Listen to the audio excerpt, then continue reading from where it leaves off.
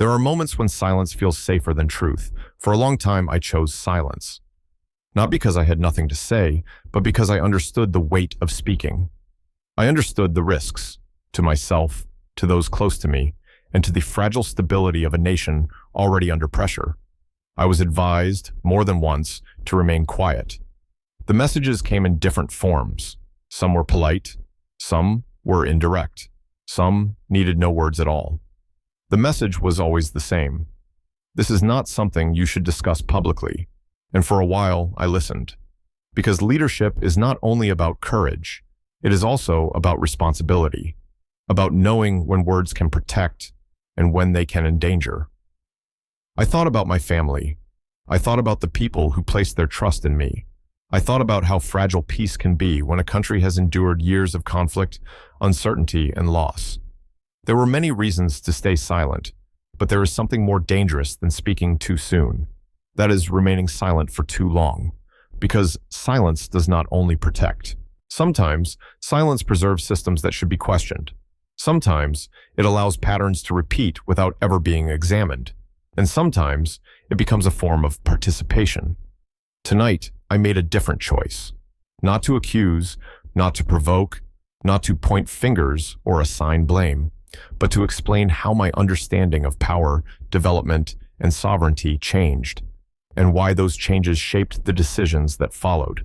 What I am about to share is not a declaration of absolute truth. It is not a claim that one side is pure and another is evil. History is never that simple. What I am sharing is a perspective, formed through experience, through documents, briefings, and conversations, through witnessing patterns that raised questions I could no longer ignore. Before any conclusions, before any judgments, it is important to understand how I arrived at this point, because context matters. And without understanding the journey, it is impossible to understand the choices. When I assumed leadership, there was no script to follow. By most traditional standards, I was not the expected choice. I was young. I did not come from a long political lineage. I did not carry decades of alliances, favors, or obligations. In fact, many believed I was simply passing through history, a temporary figure in a familiar cycle. But the country I inherited was not a routine assignment. It was a nation under strain. Entire regions lived with daily uncertainty. Communities had been displaced. Families had learned to live with absence, of security, of opportunity, of hope. For years, the narrative surrounding our struggles had been consistent. The explanations sounded familiar: insufficient capacity, limited resources, unfortunate geography, difficult history. And yet, something about those explanations never fully accounted for what people were experiencing on the ground. Because Burkina Faso is not poor in potential, it is not empty of talent, it is not lacking in commitment from its people. What it lacked was clarity. In the early days of my tenure, I began receiving briefings meant for leaders, not for public audiences. Reports prepared over many years, assessments that spoke quietly, cautiously, and often between the lines. They described patterns rather than events, trends rather than headlines, and as those patterns accumulated, they revealed a reality that felt uncomfortable, not because it was shocking, but because it challenged assumptions we had accepted for decades. The challenges facing our country were not isolated, they were interconnected. Security, economics, diplomacy, and development were not separate files. They were parts of the same system. A system that rewarded dependency, a system that punished self-direction, a system that appeared stable on the surface, yet produced recurring instability beneath it. This realization did not arrive all at once. It emerged slowly, piece by piece, as questions replaced certainty. Why did some problems persist, no matter how much assistance arrived? Why did solutions always seem temporary, while crises felt permanent? Why did progress depend so heavily on approval from outside our borders? These were not accusations. They were questions. And in leadership, unanswered questions can be more dangerous than uncomfortable answers, because once you begin asking them, returning to ignorance is no longer an option. At first, the questions felt abstract. They belonged to reports, statistics, and long briefings delivered in closed rooms. They were discussed in careful language, often framed as complex challenges or long-term difficulties. But over time, the questions began to align. Security challenges overlapped with economic constraints. Economic constraints mirrored diplomatic limitations. And diplomatic limitations seemed to shape what solutions were considered acceptable and which ones were quietly dismissed. It became increasingly difficult to view these issues as separate. One pattern stood out in particular. Despite years of effort, resources, and international involvement, instability did not recede. In some areas, it expanded. In others, it simply changed shape. Operations were launched, strategies were revised, new frameworks were announced, yet the underlying conditions remained. This raised an uncomfortable possibility. What if the system was not failing in the way we assumed? What if it was functioning exactly as it had been designed to function, just not in the interest of those living within it? This was not a conclusion I reached lightly. History teaches caution. Many leaders before me had accepted established explanations, believing that persistence alone would eventually bring results. But experience on the ground told a different story. Communities did not feel safer, opportunities did not multiply, and the gap between promise and reality widened year after year. At some point, leadership demands a shift from managing symptoms to examining causes, and that examination required asking questions that were rarely asked aloud. Who defines success? Who benefits when progress is delayed? And who absorbs the cost when solutions never fully arrive? These questions did not accuse anyone. They simply reframed the conversation. Instead of asking why progress was slow, they asked why certain conditions seemed permanent. And once framed that way, the patterns became impossible to ignore. Stability is often described as a destination, something a nation reaches after following the right steps, adopting the right policies, and receiving the right support. But what I began to see was that stability can also be managed. Not absolute stability, not peace in the full sense of the word, but a controlled balance. Enough order to keep systems running, and enough disorder to prevent meaningful change. For a country rich in resources, this balance carries consequences. Burkina Faso possesses significant natural wealth. Gold, in particular, has long been a pillar of the national economy. On paper, this should have translated into sustained development, improved infrastructure, and rising living standards. In reality, the outcomes were more modest. Extraction continued, exports increased, yet the broader transformation people expected never fully materialized. This was not the result of negligence or lack of effort. It was the result of how value was structured. Most of the economic activity occurred at the point of extraction. Processing, refinement, and high-value transformation took place elsewhere. By the time resources reached global markets, the largest share of value had already moved beyond our borders. The arrangements that governed these flows were legal. They were negotiated. They followed established international norms. And yet, they locked countries like ours into a position of permanent dependency. Revenue arrived, but never in proportions that allowed long-term autonomy. Development plans existed, but always remained vulnerable to external approval. Growth was possible, but only within limits defined elsewhere. Dependence was not enforced with force. It was maintained through structure. And structures, once normalized, become difficult to question, especially when they are presented as the only viable option. Understanding this did not immediately lead to action. It led to hesitation. Because challenging structure is not the same as challenging policy, it carries wider consequences, and those consequences would soon become clear. Power is often imagined in visible forms. Armies, borders, institutions. But some of the strongest forms of power are quieter. They operate through systems most people never see, yet feel every day. One of those systems is money. For many years, Burkina Faso operated within a monetary framework created long before my generation was born. At the time of its creation, it was presented as a stabilizing solution, a mechanism to ensure confidence, predictability, and integration with global markets. And in certain respects, it did provide stability.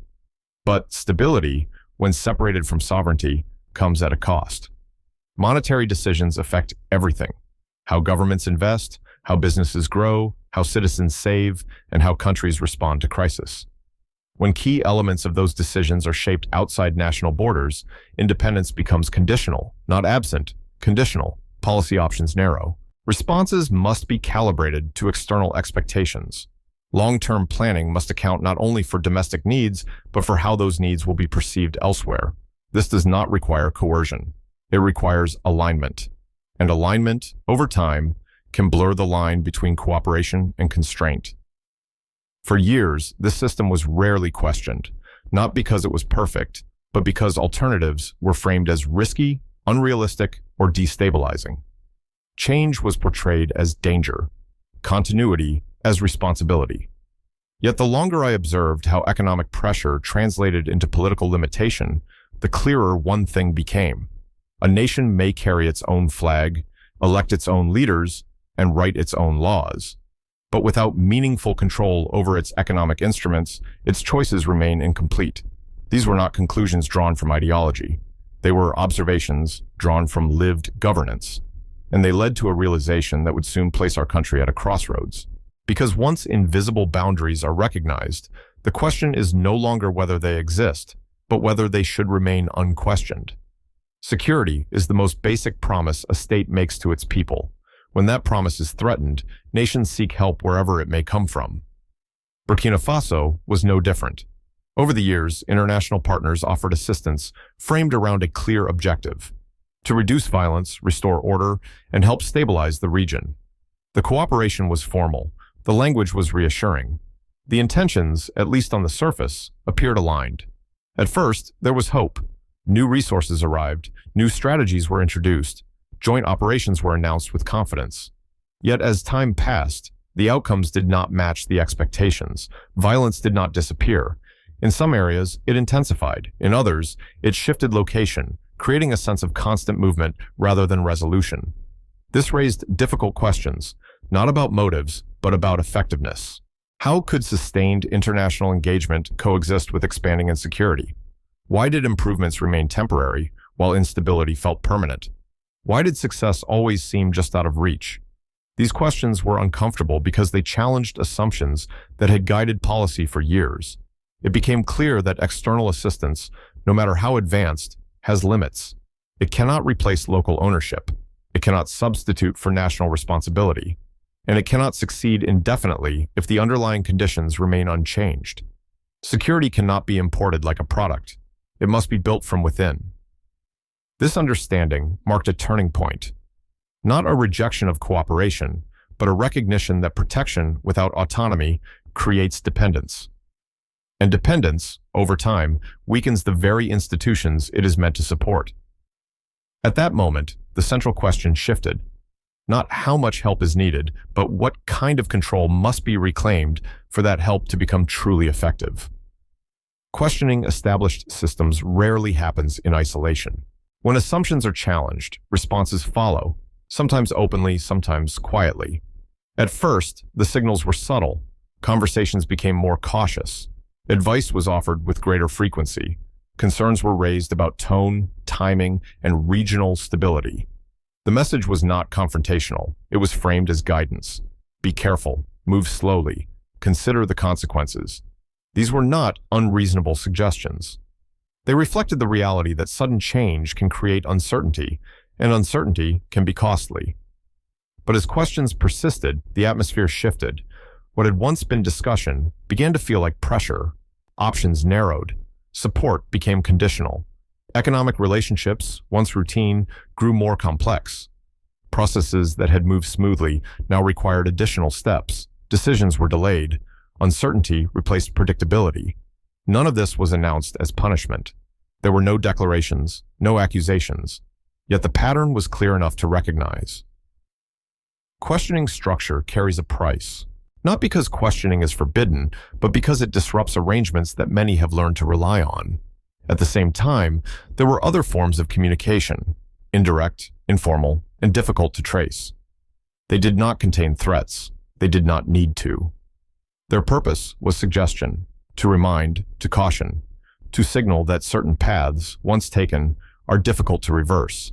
Leadership in such moments becomes an exercise in balance, between patience and resolve, between caution and responsibility, between the desire to protect the present and the obligation to shape the future. The cost of questioning the status quo was becoming visible, and so was the cost of not questioning it. There comes a point when caution alone is no longer enough. For a time, restraint felt responsible. Measured language, gradual steps, careful diplomacy. But restraint has limits. especially when it preserves conditions that continue to produce the same outcomes. Leadership is often described as the art of compromise, and compromise has its place. Yet compromise loses meaning when it prevents change rather than enabling it. The decision to act was not sudden.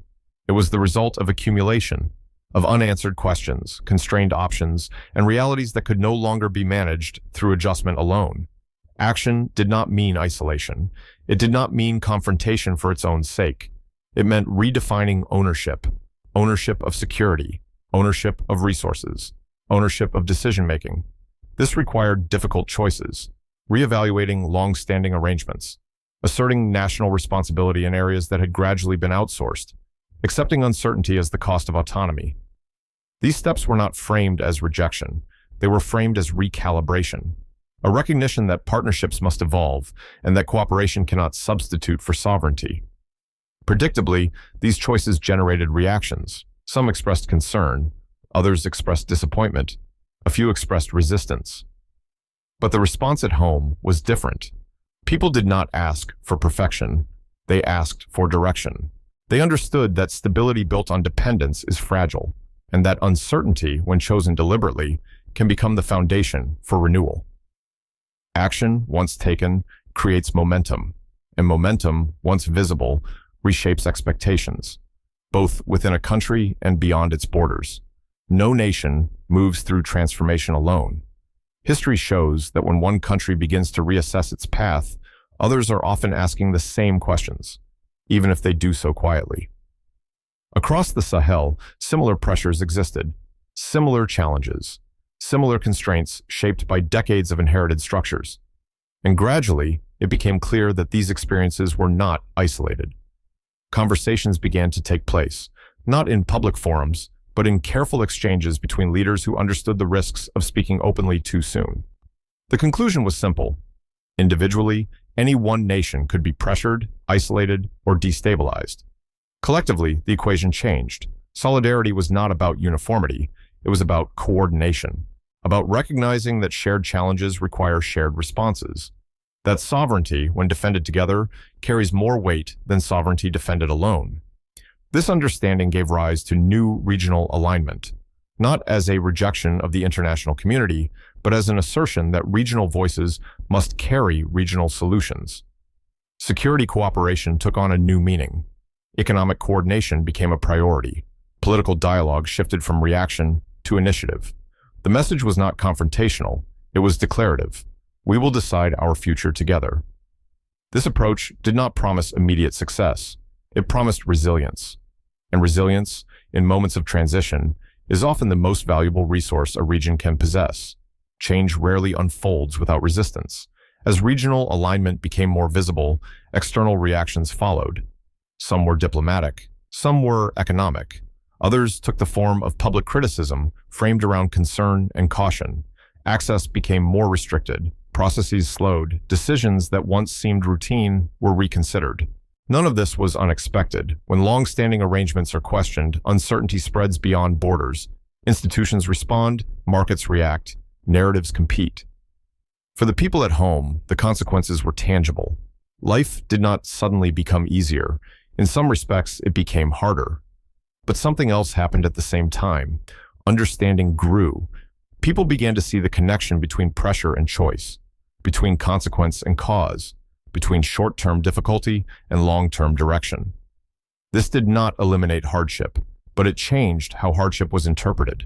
When suffering feels arbitrary, it breaks trust. When it is understood within a broader context, it can strengthen resolve. Public dialogue evolved. Questions replaced assumptions. Debate replaced resignation. And for the first time in a long while, many felt that decisions were being explained, not hidden behind technical language or distant institutions. This shift did not create unanimity. Disagreement remained, but disagreement, when grounded in understanding, is not weakness. It is participation, and participation is the foundation of legitimacy. What began as a political adjustment gradually became something broader, a shift in perception. Across cities, towns, and villages, conversations changed tone. They were no longer limited to immediate hardship or short-term solutions. They began to touch on deeper questions about ownership, dignity, and direction.